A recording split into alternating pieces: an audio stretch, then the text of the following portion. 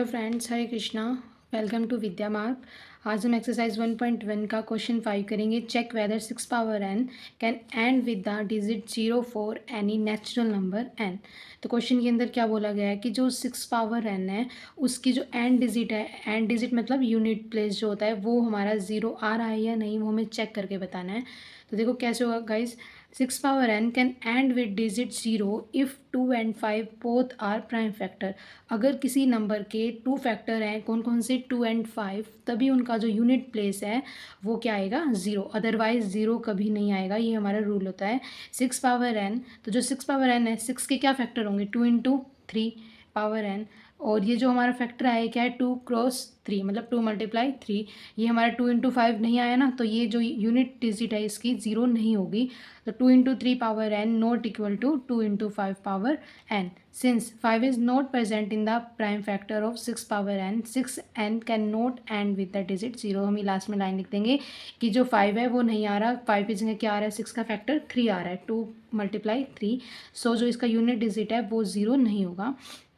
और हम इसको ऐसे भी समझ सकते हैं, 6 पावर n, अगर हम n की जगह वैल्यू रख के देखें, अब कई बार बच्चे आर्ग्यूमेंट करते हैं कि कैसे नहीं आएगा, तो अगर हम n 1 पुट करेंगे तो 6 पावर n क्या हो जाएगा, 6 1 टाइम मल्टीप्लाई करेंगे तो 6, फिर 6 स्केयर करेंगे तो 6 6 जा 36, फिर 6 क्यूब करेंगे तो क्या होता है हमारा 6 क्यूब 216। ऐसे 6 पावर n करेंगे तो हर बार जो इसका यूनिट डिजिट है वो क्या आएगा, 6 आएगा। देख सकते हो आप, 6 को हम कितनी बार भी मल्टीप्लाई करें तो हमेशा 6 ही आएगा।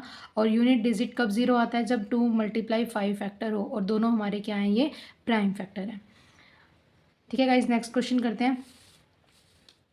Question number 6, explain why this number and this number are composite number. तो 6 क्वेश्चन में हमें क्या बताना है, जो ये दोनों नंबर हैं वो कंपोजिट नंबर है, हमें एक्सप्लेन करके बताना है।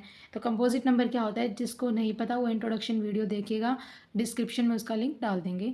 फर्स्ट पार्ट है इसका 7 मल्टीप्लाई 11 मल्टीप्लाई 13 प्लस 13। तो हमें कैसे पता लगेगा ये कंपोजिट नंबर है या नहीं। कंपोजिट नंबर एक बार बता देती हूँ।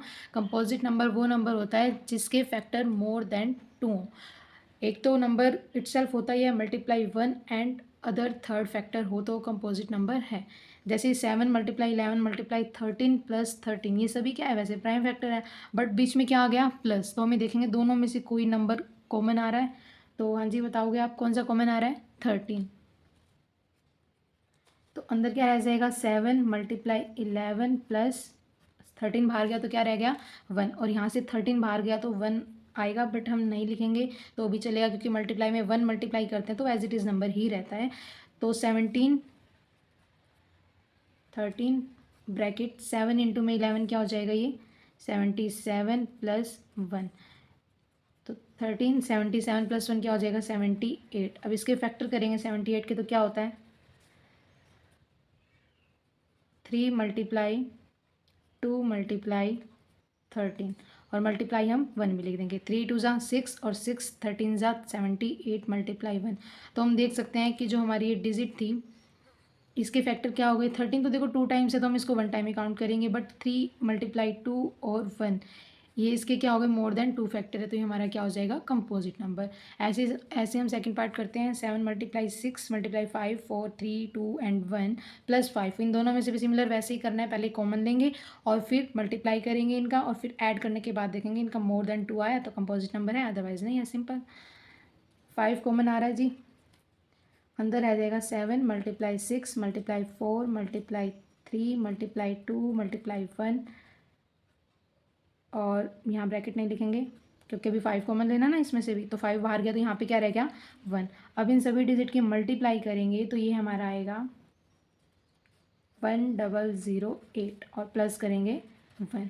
तो 5 मल्टीप्लाई क्या हो जाएगा, ये 1008 प्लस 1 हो जाएगा 1009, और हम मल्टीप्लाई 1 भी ले सकते हैं। जो 1009 है इसके और फैक्टर नहीं होंगे, इन दोनों को ऐड करने पे क्या होगा, ये 1009, और हम मल्टीप्लाई करेंगे 1। जो ये 1009 है इसके और फैक्टर नहीं होंगे, तो ये हमारे वैसे क्या है, मोर देन 2 फैक्टर्स हैं, 5 1 एंड दिस नंबर। तो हम यहाँ पे क्या लिख देंगे लास्ट में लाइन, ये हमने एक्सप्लेन कर दिया कि जो दोनों नंबर है वो क्या है, कंपोजिट नंबर, क्योंकि मोर देन इनके 2 फैक्टर्स आ रहे हैं। अब इसके बाद हम लाइन लिखेंगे क्या, because both these numbers has more than 2 factors therefore these are composite number.